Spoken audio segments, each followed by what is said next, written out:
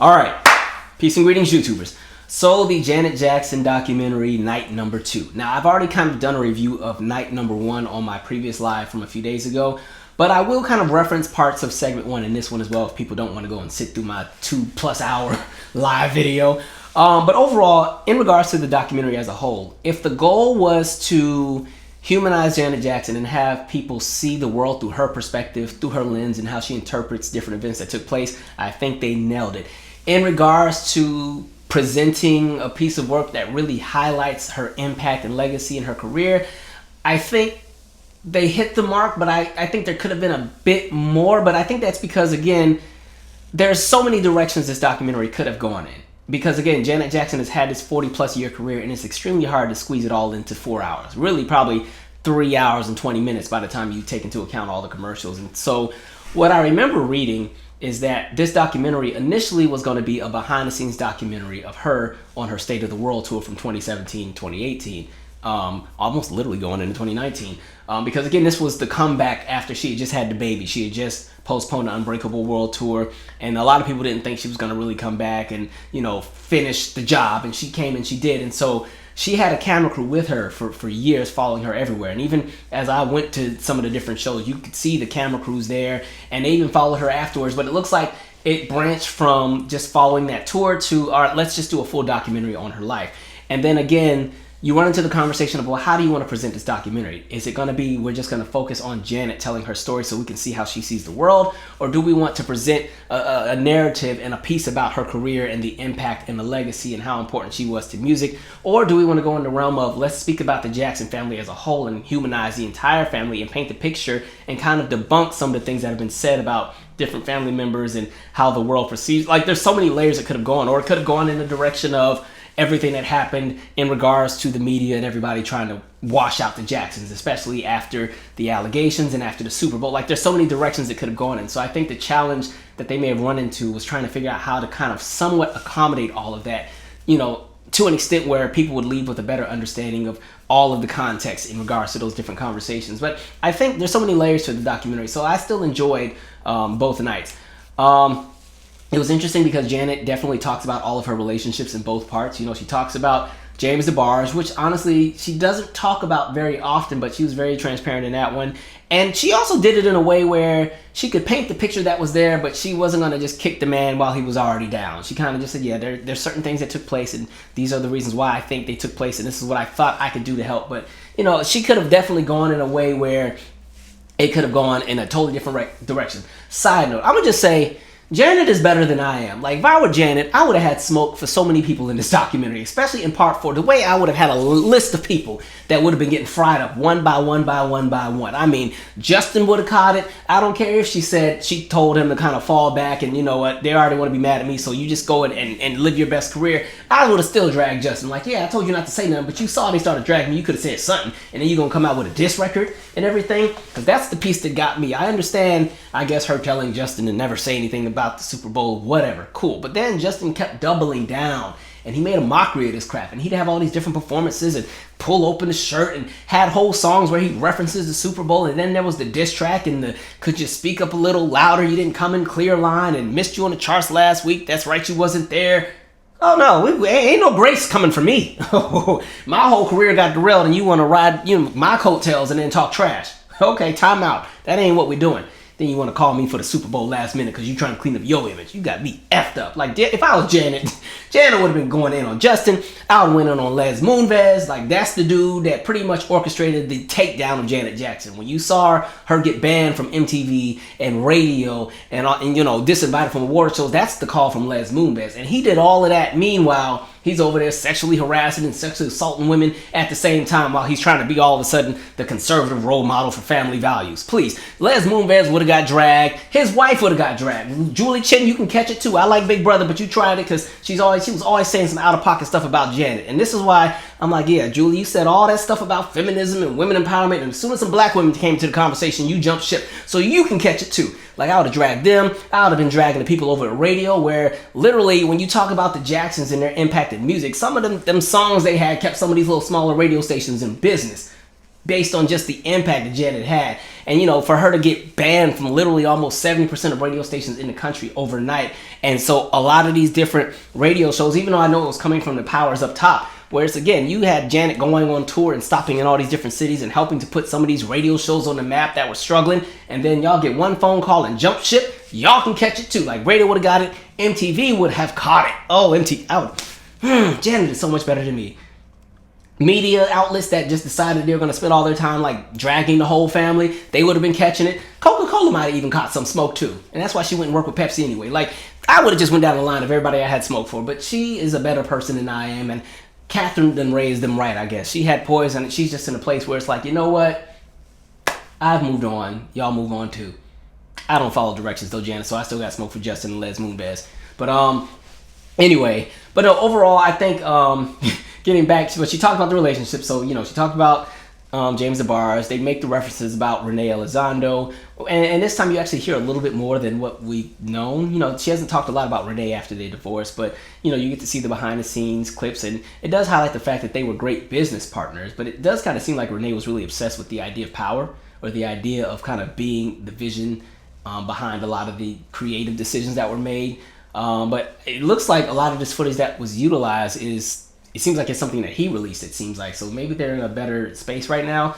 And then, of course, she did not talk about her most recent husband, the Wissam Almana guy, but I think that might be kind of a legal thing, you know, as far as the divorce and everything they have. Maybe there's an agreement, because she also does not feature the baby in the documentary as well. That could either be she just doesn't want the whole world knowing her child because she wants the child to have a normal or close to normal, you know, experience as possible, or maybe there is some litigation where it's like, yeah, you're not allowed to put him out in the media. Either or, but Janet's private already, so you know.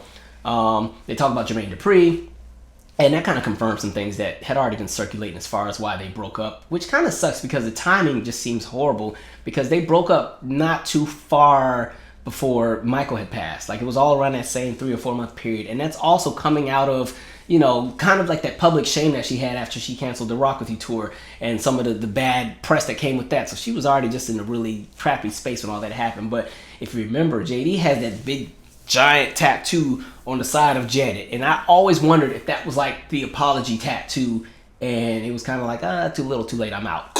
But interesting. But I like that they still have a good friendship. Some people are saying, how come she didn't talk about Bobby Brown? Here's my thoughts on Bobby Brown.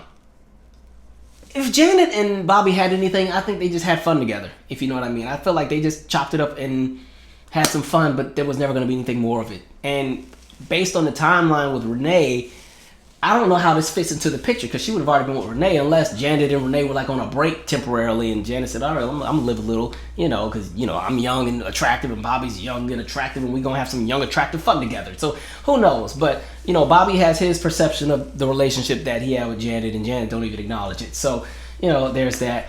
I loved all the behind the scenes footage. I just had said this on the live from the other night. Tish Oliver is one of my favorite Janet Jackson dancers, has always been. So it was kind of cool to see her in that behind the scenes footage when they went to Hawaii. She's actually a doctor now, or a surgeon. So it's kind of cool. I always like Tish Oliver. She's really, really dope. And again, they had the piece with the Coca-Cola as far as her losing the Coca-Cola deal because of, you know, the correlation between her being a Jackson and what was happening with Michael at the time. And so it's just interesting to see, like, there's so many things behind the scenes that we never know about until celebrities tell us. And so that was interesting.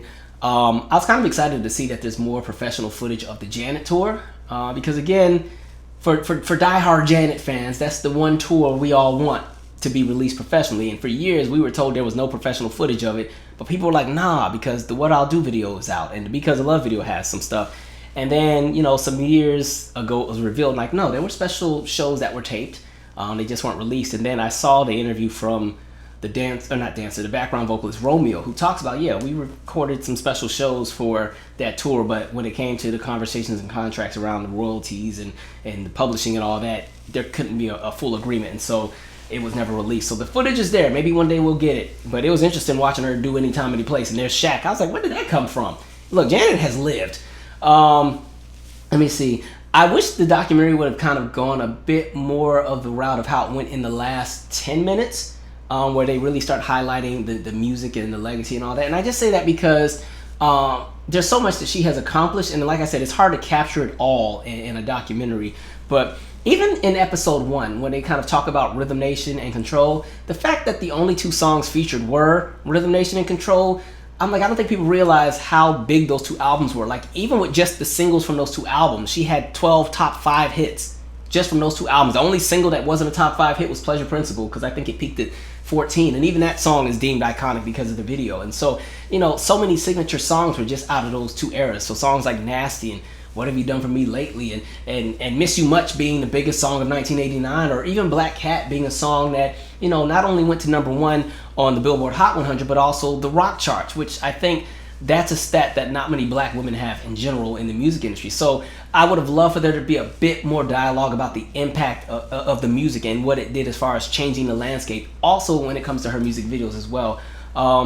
And I know that they had a lot of footage because they were filming the State of the World stuff. The one piece I wish could have made the documentary, when she was on the State of the World tour, she did one of the Hollywood Bowl shows, and she had this set where she brought on literally every dancer that's ever toured with her minus a handful, and they did Rhythm Nation together. So it was like the dancers from Rhythm Nation tour, the Janet tour, All For You tour, Velvet Rope tour, Rock With You tour, the #1, like all of these tours, and they were all on the stage. And so you had like 50 dancers, you know, coming in and out and everything. That was really, really cool. I wish that could have made the documentary. I don't know if it was a conversation around contracts or what, but that was amazing footage to watch. That was a really cool night to kind of witness. And so I would have loved for them to also just have a bit more footage from the State of the World tour, because I don't know, maybe she should have just had 2 separate documentaries. Do the State of the World documentary that you wanted to do, and then keep this one. I don't know, because it just seems, it's really interesting to see the behind the scenes of an artist when they do a full show, and I love to see how shows evolve over time, especially, you know, as you go from one leg to the next and everything. And there were a lot of milestones that happened while she was on that tour, as well as hardship. Like Joe Jackson died while she was on the tour, and so, you know, being at the Essence show, which was maybe a week and a half after Joe died, and her pretty much pausing the show to say her 2 cents about Joe and kind of pay a tribute before she went into the rest of the show. Something like that I would have loved to see in the documentary, because that probably means the camera crews were also around when he died. But I understand the idea of not wanting people to see everything, and some things you want to grieve privately. And she does talk about him when they show her on the set of the Made For Now video. But there were just a whole bunch of different things that took place. Like I said, if I had a wish, maybe just feature a bit more of the music, especially when you get to, you know, part 4, the very last portion. They really jumped from like 96 to 2022 in less than an hour. And so when you talk about 93 onwards, the Janet era, the music that's featured is Again and Anytime, Any Place, but there's not really a mention of That's the Way Love Goes, you know, which is technically her biggest hit, and some of the other songs. And then when you get to Velvet Rope, they mention Got Till It's Gone a bit, but, you know, there's no conversation around Together Again, which is her biggest international hit. Like, a lot of the hits and the music is just not in it as much as I would like for it to be, as well as like different concert performances and TV performances and appearances. I just wish they could have done more, but I understand the idea of, well, damn, it is Janet Jackson. It's not like this is some random entertainer that had 2 albums and we never heard from them again. Like, this is somebody who has decades of work that we have to somehow have, you know, figure out how to piece together in a package. So I understand. But the pieces that they did showcase, I enjoyed. I enjoyed all of the behind the scenes footage, them in the studio recording songs, them rehearsing at the tours, the arguments, all of it. I enjoyed every piece of it. But like I said, even with the Super Bowl, I wonder if there was some kind of court order, if there was just something where Janet was like, I don't want to spend too much time on it, because even the conversation around the Super Bowl and the aftermath is like brushed over so quickly. So there's not really a mention of the blacklisting. There's not really a mention of how that affected her career for a handful of years and how she had to work really hard to kind of rebuild her image. None of that is really in there. They kind of just jump right past it. And so I don't know if that was her choice or if it was editing, but I would have loved to hear her perspective a bit more on just exactly how that all felt and what it must have been like to see so many people that you once worked with kind of turn on you or pretend you don't exist, and just the structure of the industry and how things had changed. But, you know, it's her documentary. She can do what she wants. But like I said, she extended a lot of grace to people who did her wrong. She's better than I am. So much better. Because Moonves would have got it. Oh, I would have fried. We would have spent 30 good minutes on Moonves alone. Man.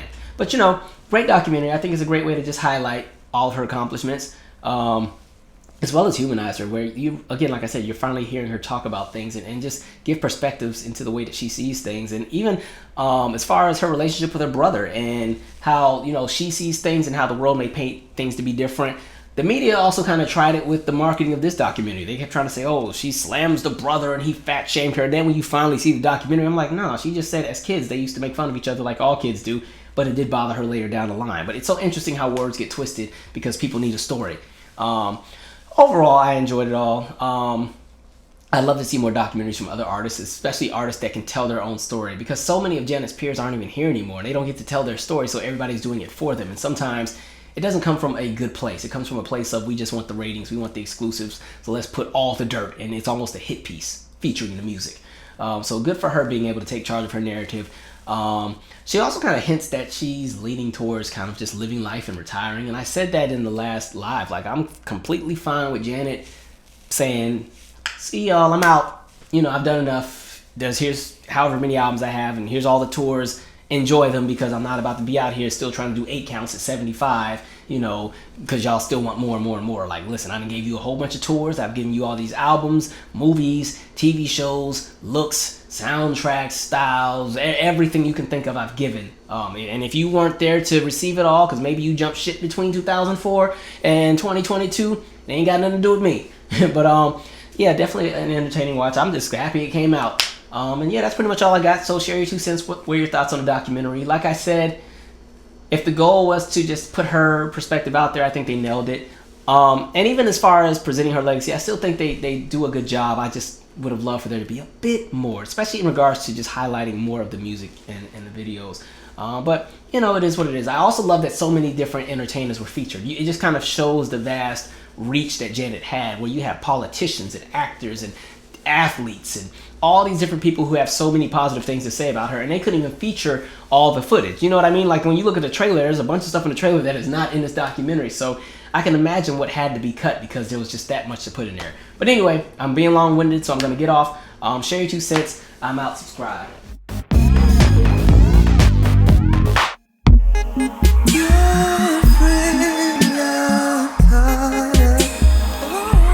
Caught up in the friend zone.